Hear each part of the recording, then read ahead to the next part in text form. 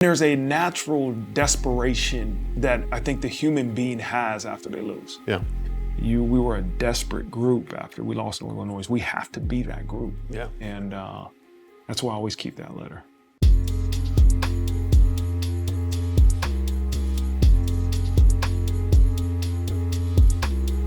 You have been in a microscope for 3 years. First head coaching job is at Notre Dame. It's the most public job you could possibly have. But you're completely in command of the position now. It's almost kind of feels like we've watched Marcus Freeman grow. If you would have told me that I was going to become the head coach at Notre Dame, I probably would have thought you become just a different person, right? You just think that I'm going to be the head coach at Notre Dame. I'm a different person, and then you get the job, and it's a whirlwind, right? You're trying to figure things out, but you go, yeah, I can go to Walgreens. I can go to Mass.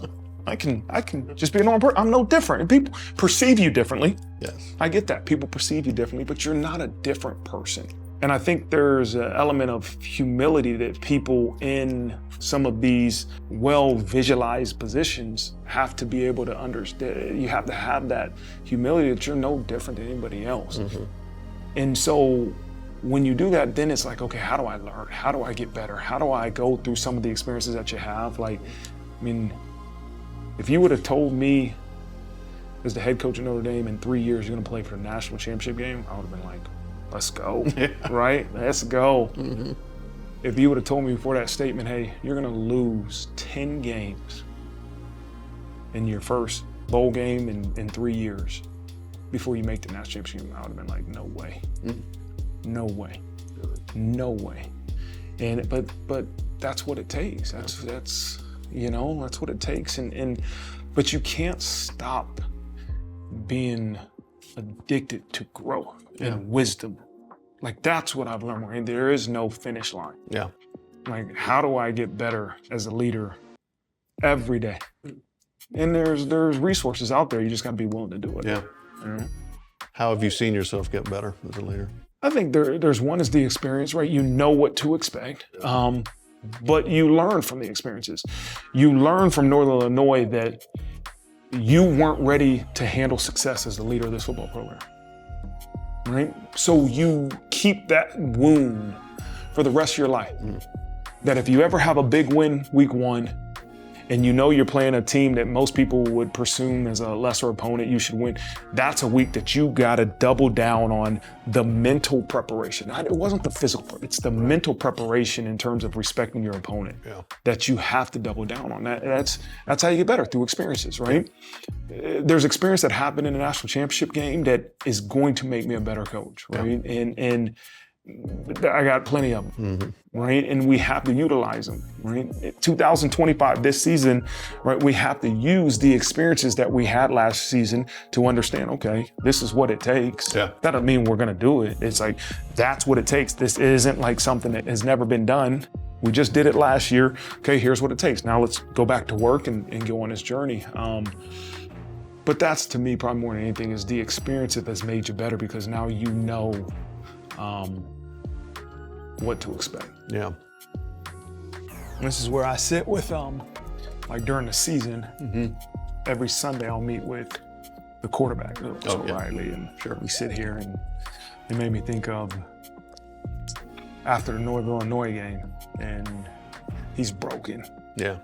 Doesn't show it, but you can tell he's broken. Yeah. And, you know, you had to tell him, I got faith in you, man. You're the guy. Yeah. And then from that moment, when we're sitting here to where we finish, it's pretty wild. He said, he made mention of that somewhere during the postseason, that was an important moment for him, was for you to say that you were behind him. Yeah. You know? Yeah. Who said they were behind you after that game? I think I always get a call from our president after losses. Right, every loss I've had, he always calls me. Our AD will call you. They reach out to you after the losses. There's people high up in Notre Dame that reach out to you. Mm-hmm. You know, Coach Tressel is always a guy that knows when to reach out, knows what to say. But it can be lonely. Yeah. Right? Like, sure. there has to be a faith and belief that you have as a leader that it's going to be okay. Yeah. Even when your confidence is broken, right? And I think that's what you see more than anything is that I had a belief that, okay, there's reasons why this happened. Yep. There's tactical things, or there's other things that truly, to me, dictated the outcome of that game. And I have to, as the leader, have to have a belief we're going to be okay. Yeah. You know, I remember drove home, rough night. I came back in the morning and I wrote a letter to the coaches. I wanted to write my thoughts to the coaches, and I ended up reading it to them in our staff meeting because I didn't want it to be like emotional and say stuff off, just going off the top of my head. There were some thoughts I had in my mind, and then I read it to the players. And I read that note, that letter I wrote to them probably 2 or 3 times. Remember, I think I read it again before we played USC, because that was a big one. Hey, we're this close, win it, and we're in. Right. And then I think I read it one more time before the national championship game to remind, because at times I wanted to talk to the group that just lost to Northern Illinois. Not the group that won 10, 11, 12 straight games. I wanted to remind them, we were a desperate group after we lost to Northern Illinois. We have to be that group. Yeah. And that's why I always keep that letter. Yeah. Was that the message? Was that the message of the letter? We have to be. I got it. All right, let me see. Okay. Hold on. I'll keep it probably forever. Yeah, I bet.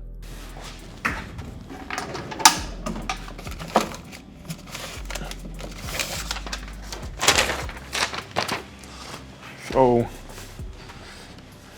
Handwritten. Yep, right here. How about that? So it's dated September 8th, 24. So this was the Sunday after we played them. And it says, there are a few reasons. There is a reason we lost on Saturday. Our challenge is to figure out what the reason was. Yes, there are schematic things, but there is more to this lesson.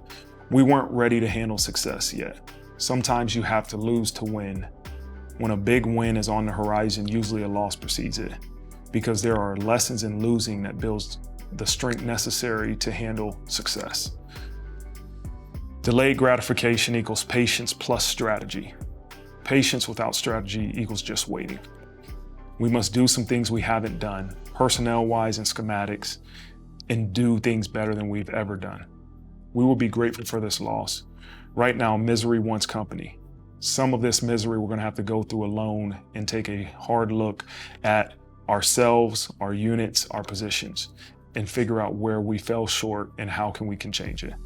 During that misery and eval, just know that I believe we have the best coaches and players in the country to get it fixed. There is no reward without pain, no success without struggle. No, not denied, just delayed. Wow. And so I remember reading it to the staff first, and then the next team meeting, I read it to the team, and it was hard for me to read. Mm-hmm. But it kind of got emotional, Yeah. you know. But I wanted them to know that I believed that during this misery and where everybody says we stink, and just know that I believe as a head coach, like, we got the people in this room to get it fixed. We do. Yeah. We just got to get it fixed. Yeah, yeah. You know, and so I'll keep that. I'll keep that one for sure. Yeah. I mean, it's been said 1,000 times, but it's uncanny how many times athletes or teams have to hit a low to get somewhere. Yeah. Yeah. I'm not sure exactly why it is, other than it's obviously a great learning lesson. Yeah. I've always said this, that I've learned the most about our teams, myself, leadership during losses. You learn more after a loss. Yeah. And there's a natural desperation that I think the human being has after they lose. Yeah.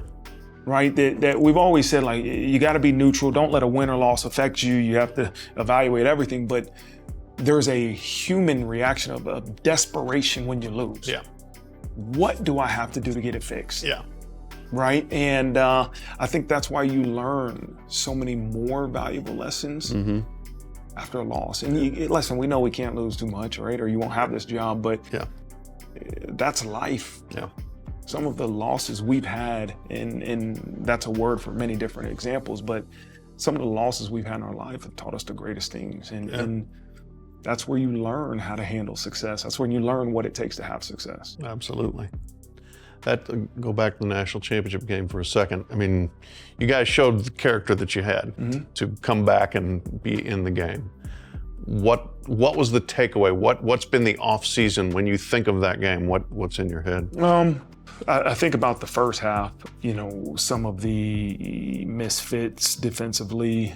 We go down, it's a 19-play drive, I think, and score offensively. But at the same time, we knew we weren't going to be able to run Riley Leonard every play like that. He was exhausted after that drive. Then we come back defensively, they kind of go down and score. But it was I tried to not make the moment too big. That's the approach I wanted to take. I said it's the same 2x4. Right? We're walking across a 2x4. Don't let the things outside the field really determine what the outcome is. Yeah. But there was something about our preparation that we weren't as sharp defensively that we've been the previous weeks. And the other thing was, like, you look at the one drive where we go 3 and out, we have a penalty, we snap the ball early. Like, those are, you can't beat a team like Ohio State doing those type of things. And with all that being said, you're still down 8 points and you got to get a stop, right? There's plays on that drive I wish we could have redone, right? And the third down play, it's 3rd and 11, I think, or 3rd and whatever it was, and we decided it was a must-stop situation. We call 0 pressure, and Jeremiah Smith makes a play. Maybe we wish we can go back and call something different and see if he still make that play, because now all of a sudden it's 4th down. What do you do on 4th and long? Up 8 points if you're Ohio State. You going for it, or you going to punt the ball there? Right. I just think if we had a chance to get the ball in our hands one more time, we hadn't been stopped in the last couple of drives, and so. I've spent time looking at the way we prepared. We started school, right? And I made a decision to practice in the morning. Now, looking back, I'm meeting with our sports performance staff. We probably should have just erred on the side of practice at night. We played at night. Yeah. Why not just practice at night? And so every department in this football program has really evaluated how could we have prepared in a different way to produce a different result. Yeah.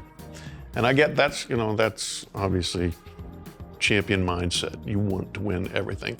The outside world looks and says, man, 14-2, that was unbelievable, and played a really good game in the championship game. The inside, you're saying, God, what could we have done better? Right? That's kind of how it works. That's how it always is, right? Yeah. And I'm sure if we would have won, I'd be thinking the same way. Yeah. Right? But when you lose, there's that desperation, right? Like, what do we got to do? What do we got to do? But even if you win, you're the unsatisfied mentality, says, hey, how can we make sure that, I look at that Penn State, we were looking at it downstairs, that Penn State win, and there's a lot of plays. We won that game. Yeah. There's a lot of plays that we gotta fix. We gotta fix. And so, but that's what you can control. Yeah. Right? That's why I try not to be outcome driven. Right. Because it cloudies the reality of the game. Sure. Sure. And so yeah, outcomes are built on small pieces. That's right. Yeah. That's right. You're exactly right. I'm sorry, I'm hopscotching a little bit here, but when you got the head coaching job, what made you confident you can do it, and then what was your biggest fear? What made me confident was that I know that I could hire the right people.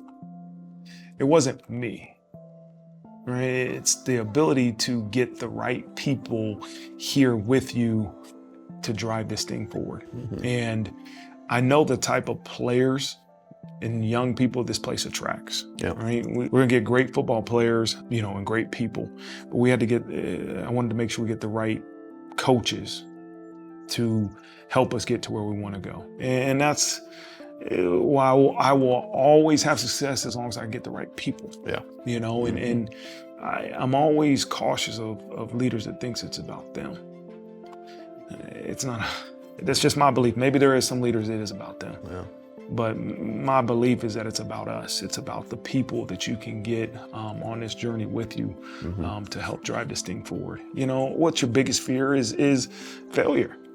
Yeah, sure. It is, right? Yeah. Is that you let the people you lead down. I let these players down. We underachieve. I let the coaches that chose to come to Notre Dame down. I let my family down. Like that's your biggest concern. But what does that thought do to you as an individual? For me, when the thought of failure comes, it's like, okay, we got a motivation to get back to work. Let's get back to work. We got to go. We got to find a way to make sure we don't fail. Yeah. Even after a loss, we got to find ways to make sure we won't fail. Mm-hmm. But I don't want to. I'll be okay. Yeah. Mm-hmm. Right? Yeah. We lose. If something happens to me, Notre Dame says, Marcus Freeman, I'm done. Marcus Freeman as an individual is going to be okay. Yeah. But you always worry about your family. You worry about your players. You worry about the coaching staff. And it's no different than when young people, right, they want to get drafted. Oh, I thought I was going to be a first-round pick. I go in the second round.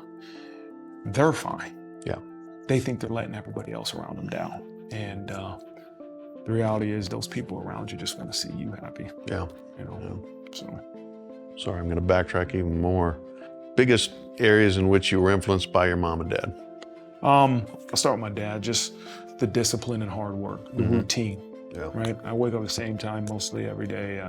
My routines are my routines, and I'm a firm believer in hard work and being honest with people. Mm-hmm. My dad was a brutally honest person. Maybe for me, I can be honest and present it in a different way, but I like to solve problems now. Yeah. I don't want to talk about it tomorrow. Let's just talk about it right now, which sometimes can not be the best time to do that, right? Because then you can be emotional. But that's probably more anything, the discipline, the toughness, the routine, the hard work. My mother is such a selfless person, right? To leave your family in South Korea, marry an American, come to the United States.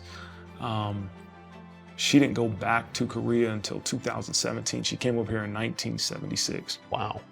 And to just give that up, it shows you her selflessness. My mom worked 3 jobs at a time at certain times. Every day she had 2 jobs, but sometimes she had 3 jobs, and the third was being a custodian. I remember me and my brother used to go help her, and it was fun. Like, hey, at night we're gonna go help mom clean up this big business and take out trash and sweep. But now as an adult, I look back and go, oh man, how selfless is she? Every night she would make an American dinner, right? And then make a Korean meal for her. Really?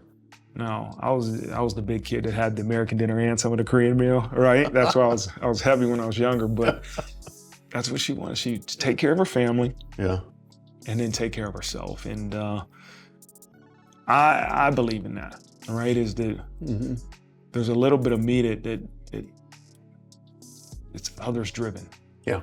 Right? Yeah. And I want to empower the people in this place. Like, we hire you to be the best at what we've hired you to do. I don't want to tell you how to do your job. I can't tell you how to do your job. You're the best at doing your job.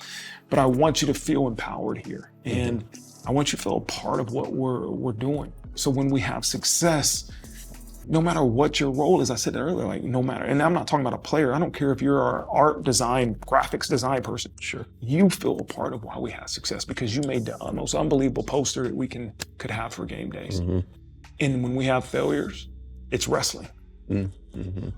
I want everybody to look at themselves and say, what did I do to not help us have success? Right. And Right. that's the way I'm always going to do it. If that doesn't lead to success, then I don't know if I want to change. I don't ever want it to be about me. Did she ever really lean into American football? I mean, when you were playing? She just cheered for her son. Yeah, That's it. Yeah. She knew if Ohio State won or Wayne High School won. And it's the same here. Like she, I know she gets concerned when we lose. Like it really tears her up because she's concerned about her son. Sure. And I always go, Mom, I'm okay. Yeah. I'm okay. Yeah. But she just wants her kids to do well and be healthy. And she's a very religious woman. She goes to church every morning. Really? So during the season, she'll usually call me around 5:30, and she knows I'm working out or whatever, and she'll on my way to church every Tuesday. Really? On my way to church, ready to go pray. I'm just going to pray for you in Notre Dame football. That's what she would say. But she's a very religious woman. So you were with Darrell Hazel, right? And you were at Kent State and Purdue, and you did get fired at Purdue. Yes, sir. What was that experience like? It was It's never easy, right? Yeah. It's never easy. Halfway through that last year, 2016, after week 6, they let him go. Right? And they promoted Jared Parker, who was our offensive coordinator a couple years ago, as interim head coach, and we lost the next 6 games. And the AD had said, hey, Coach Parker and Freeman, you guys go on the road recruiting. Now, I can't guarantee you Coach Brom's going to hire you, but I think you guys should go on the road. So we went on the road recruiting, and I met with Coach Brom, and he was kind of like, hey, I'm not going to make a decision on linebackers coach until we hire our defense coordinator. If you find another job, you should take it. So it kind of told me, hey, it's over. It was a little bit of limbo. Well, during that time, Luke Fickell gets the Cincinnati job, and he calls and says, hey, I got the Cincinnati job, be down here tomorrow. And that's how that whole thing kind of happened. And but it's never tough. I remember when they let Coach Hazel go, I remember walking downstairs and having a meeting with the linebackers, and I got a little bit emotional just thinking about my family, because I hadn't told my wife and the kids yet. I talked to the players, and I'm like, ooh, I've never been in this situation. What's next? But you had to kind of say, we got 6 games left. We got to go back to work. And so you learn. I think every coach, we say, is going to be fired at some point. You know, and it's never easy, but you figure it out. You figure it out. Just like you do everything else. Well, speaking of that, I have 2 more things I've been thinking here. One, you're told that basically your football career is over with the enlarged heart valve. What was that whole experience like? I had been wrestling back and forth with, do I want to get into coaching? I was on 3 teams in 1 year, right? And do I want to get into coaching or keep playing football? And I remember I talked to Coach Tressel about it, and he said, listen, at some point football is going to tell you no more. Keep playing as long as you can. So the Colts tried to sign me, and I'm like, okay, Coach, I'm going to go sign with the Colts. And when they found that enlarged heart valve, I remember driving back from Indianapolis down I-70 to Columbus, Ohio, and the first thing I thought was, man, this is a sign from God. Like, I was already wrestling, and this was God saying, it's over. Like, I had just had a physical at the combine, and they didn't find this, but now the Indianapolis Colts find this, and I was like, this is a sign from God. And after I called my wife, I called Coach Tressel and said, Coach, they're not gonna sign me. I found an enlarged heart valve. I want to be a GA. I'm ready. And he said, okay, I'll see you here tomorrow at 6 a.m. And that was the start of my coaching career. How about that? Yeah. So that brings me to the last topic, which is Coach Tressel and what his impact has been on you and what made him such a good coach. When I think about my time at Ohio State, probably the most important thing that sticks out in my mind is his ability to make everybody feel important. He wasn't like this nice, everybody kumbaya, but everybody loved him because he made you feel important. He made you feel a part of the program. And that's what I aspire to do, right? He was successful, he was smart, he was intelligent, he found unique ways to challenge you, but everybody felt important, you know? And that was as a player. Then as I got into that year as a GA, as a coach, I'll never forget, we were watching as a staff, we had a jersey scrimmage, right? And he was chewing on a cigar like he always does. Never smoke, just chews it. Chews a cigar. And I remember him saying to our defensive coordinator, hey, why isn't Johnny playing more? And the defense coordinator said, man, Coach, he only knows how to play cover 3. And he kept chewing he didn't say anything. He kept chewing that cigar. About 2 minutes later, he just fast forward. I just remember sitting in the back room, and he goes, I think we better find as many ways as we can to play cover 3 because he needs to be on the field. And I remember going, oh my gosh, like, whoa, that's the most direct thing I've ever seen Coach Tressel say. And, you know, and we kept in touch. We didn't talk every day, but the next time he reached out to me was after we lost to Stanford. And then we were 3-3 at the time.